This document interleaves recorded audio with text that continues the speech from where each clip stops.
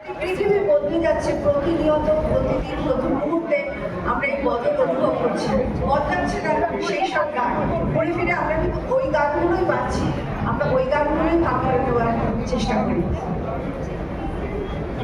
এবার একটু অন্যরকম, শ্রী পবিত্র মিত্রের লেখা ও শ্রী সতীনাথ মুখোপাধ্যায়ের সুরে সত্যজিৎ রায়ের সৃষ্টি এই গান আকাশ প্রদীপ।